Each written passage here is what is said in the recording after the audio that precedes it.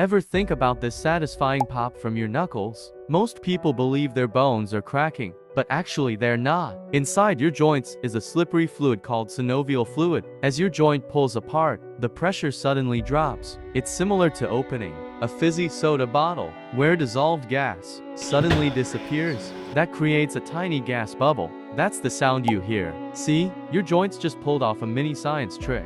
Curious about the science behind everyday life? Follow and subscribe for more.